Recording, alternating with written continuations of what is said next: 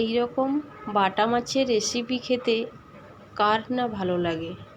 তো বাড়িতে যদি হঠাৎ করে কেউ আসে তখন এরকমভাবে বাটা মাছ একবার রান্না করে দেখবেন বন্ধুরা, এত সুন্দর টেস্ট হয় যে আমি বলে বোঝাতে পারবো না। তো ছোট থেকে বড় সবারই কিন্তু বাটা মাছ খুবই পছন্দের। তো আমি এখানে 4 পিস বাটা মাছ নিয়েছি। তো বাটা মাছগুলোকে আমি একটু লবণ আর হলুদ দিয়ে ভালো করে মিশিয়ে নেব। বাই দ্য ওয়ে, আমি মহুয়া আর আপনারা দেখছেন মহুয়ার চ্যানেল। তো বাটা মাছগুলোকে আমি ভালো করে হলুদ আর লবণের মধ্যে হাত দিয়ে মিশিয়ে নিচ্ছি, যাতে মাছটার মধ্যে ভালোভাবে লবণটা ঢুকতে পারে। তো যাই হোক, আমার মাছে লবণ হলুদ মাখানো হয়ে গেছে। আমি গ্যাসে ফ্রাইং প্যান বসিয়ে দিয়েছি, তাতে দিয়ে দিলাম কিছুটা পরিমাণ সর্ষের তেল। তারপর তেলটা গরম হয়ে গেছে, এখন আমি একটার পর একটা বাটা মাছগুলো আমি ভাজতে দিয়ে দেবো। তো বাটা মাছগুলোকে উল্টে পাল্টে ভেজে নিতে হবে ভালো করে।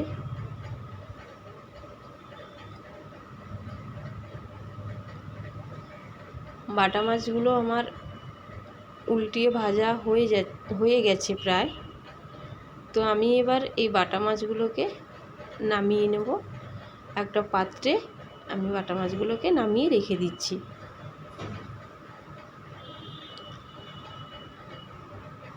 তো বাটা মাছ হচ্ছে খুবই উপকারী একটা মাছ। তো আমার বাটা মাছগুলো ভাজা হয়ে গেছে, সুন্দর করে আমি লাল লাল করে ভেজে নিয়েছি। আর গ্যাসে আমি কড়াই বসিয়ে দিয়েছি।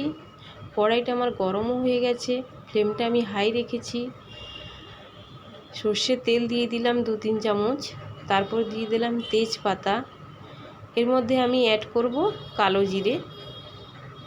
একটা সুন্দর সেন্ট বেরোনোর পরেই আমি দিয়ে দেব পেঁয়াজ কুচিয়ে রাখা পেঁয়াজগুলো। আমি মিডিয়াম সাইজের 2টো পেঁয়াজ নিয়েছিলাম। তো পেঁয়াজটা যাতে তাড়াতাড়ি কুক হয় তার জন্য আমি ছোট ছোট করে পিস করে নিয়েছি পেঁয়াজগুলো। তো ভালোভাবে আমি তেলে পেঁয়াজটাকে ভেজে নিয়েছি। তারপরে আমি দিয়ে দিলাম টমেটো কুচি। তো টমেটো কুচিটা দিয়েও ভালো করে আমাকে ভাজতে হবে তেলের সঙ্গে, কারণ টমেটোর কাঁচা গন্ধটা যাতে না থাকে। তো এর মধ্যে আমি দিয়ে দিলাম 1 চামচ আদা বাটা। আদা বাটাটা দিয়েও আমি ভালো করে ভেজে নেব। আদা বাটার যে কাঁচা গন্ধটা ওইটা যাতে চলে যায়। তো ভালোভাবে আমি 1 মিনিট ধরে ভেজে নেব।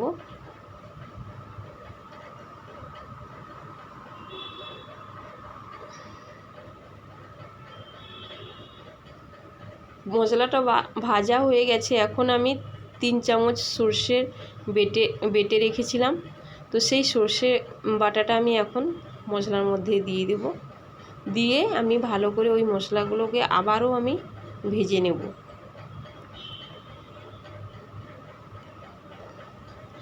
তো সর্ষেটা বাটার সময় আমি একটু লবণ দিয়েছিলাম, একটু হলুদ দিয়েছিলাম। লবণ দিলে সর্ষেটা তেতো ভাবটা থাকে না। তো এরপরে আমি দিয়ে দিলাম হলুদ গুঁড়ো পরিমাণ মতো, আর দিয়ে দিলাম কাশ্মীরি রেড চিলি পাউডার।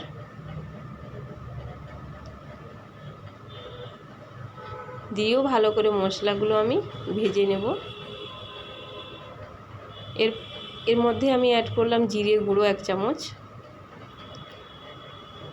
তারপরেও মশলাগুলোকে আমি আবারও ভেজে নেব। তো মশলাটা নিচে লেগে যাচ্ছে, আমি তাই একটু জল দিয়ে দিলাম,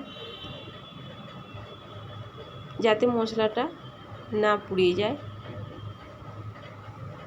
দিয়ে ভালো করে আমি এবার মশলাগুলোকে কষিয়ে নেব যতক্ষণ না মশলা থেকে তেল ছাড়ছে। এর মধ্যে আমি অ্যাড করলাম লবণ স্বাদ মতো।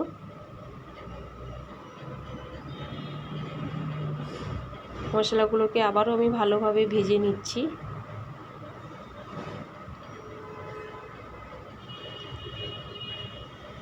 তো আমার মশলাগুলো মধ্যে থেকে তেল ছাড়তে শুরু করেছে, দেখতেই পাচ্ছেন। তো মশলা আমার ভাজা প্রায় হয়ে এসছে।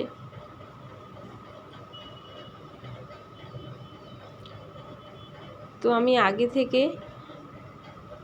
গরম জল করে রেখেছিলাম, তো আমি এর মধ্যে দিয়ে দিলাম উষ্ণ গরম জল। গরম জল দিলে তরকারির স্বাদটা কিন্তু ভালো লাগে। আপনারা এরকম গরম জল দিয়ে রান্না করে দেখবেন। তো জল আমার দেওয়া হয়ে গেছে, তো আমি ফুটে ওঠা পর্যন্ত ওয়েট করব। ঝোলটা ফুটে গেছে, এরপরে আমি ওই ভেজে রাখা মাছগুলো এক এক করে দিয়ে দেব।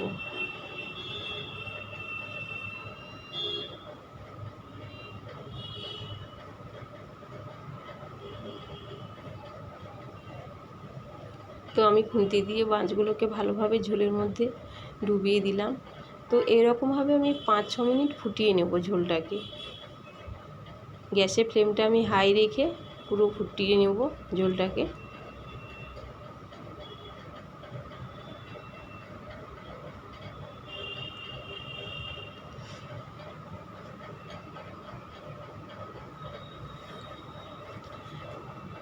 এই রেসিপিটা একবার হলেও বাড়িতে বন্ধুরা আপনারা বানিয়ে দেখবেন, তো কত টেস্টি লাগে খেতে গরম ভাতের সঙ্গে। তো দেখতে পাচ্ছেন এখানে আমি পোস্ত বেটে রেখেছিলাম, এবার আমি ওর মধ্যে পোস্ত বাটাটা দিয়ে দিলাম। তো পোস্তটা দিয়ে আমি ভালোভাবে ঝোলটার সঙ্গে মিশিয়ে নেব পোস্তটা।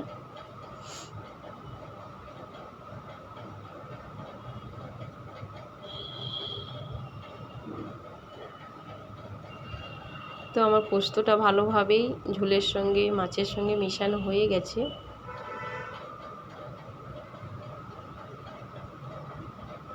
তো আমি গ্যাসটা অফ করে দিলাম। তো ঝোলটা আমার রেডি হয়ে গেছে। তো ঝোলটা আমি একটা পাত্রে ঢেলেও নিয়েছি, দেখতেই পাচ্ছেন ঝোলটা কত সুন্দর কালারটাও এসছে। যেমন কালার এসছে তেমন টেস্টও খুব। তো আপনারা গরম ভাতে এরকম বাটা মাছের ঝোল রেসিপিটা বানিয়ে একবার খেয়ে দেখবেন। Thank you.